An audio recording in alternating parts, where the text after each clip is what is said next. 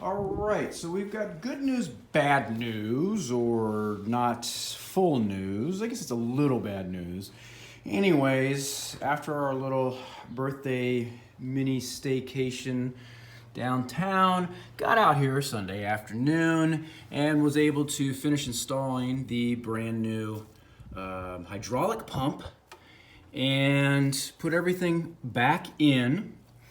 It looked like we were doing okay. I'm now starting to see a little puddle just on the bottom of the inlet hose.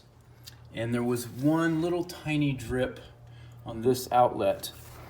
The engine started right up, no problems. That was great. That was the good news. It started up. Also good news, got everything put together. I made sure that I did screw them all on and everything. So that was good news. I think we've got a little bit of a drip down there too.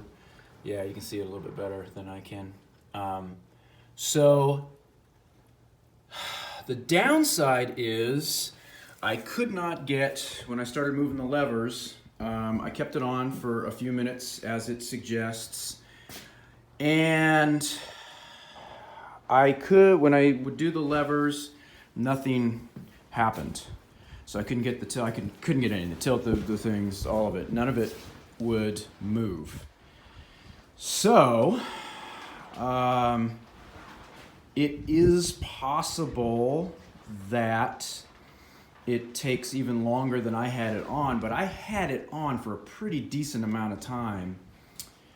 But it is possible that it still didn't have long enough time, that it takes even longer to get the hydraulic fluid pushed through the pump and all of these myriad of hoses that are under there. And there's a lot, there's no question about that.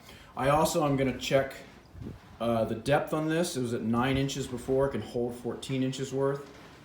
And I know that we've lost some, so there could be something on that, but I want to take a look and see if that number has changed.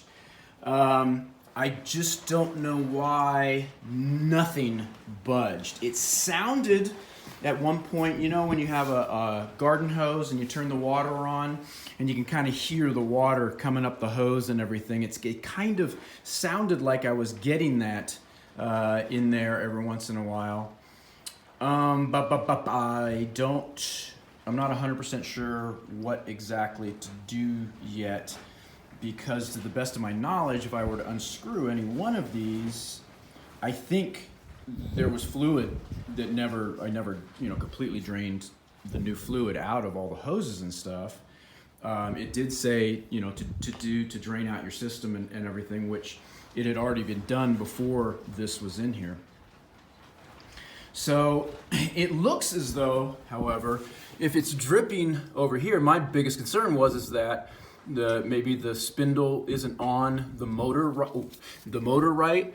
But if it weren't, it wouldn't set in there like that at all. There's no way I could get these bolts in, and I try, I wiggle it in there, and I'm pretty sure the teeth line up for those.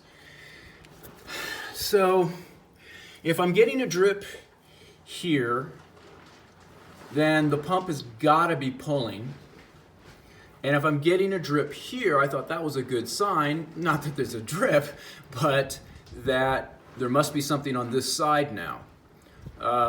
So I decided to stop because I want to do a little bit of research and figure out what's going on there.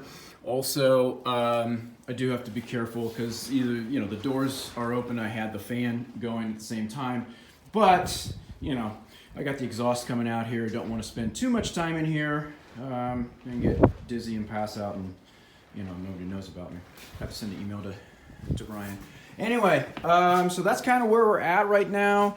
So the new pump is in, it's installed. I'm gonna do a little research and find out if the 4 people that actually watch this thing know something about this and say, yeah, you've got to let a motor and a hydraulic pump go for a while. That's a lot of hose that it has to pump oil through or fluid through and stuff like that. So I'll just keep looking around and keep working on it.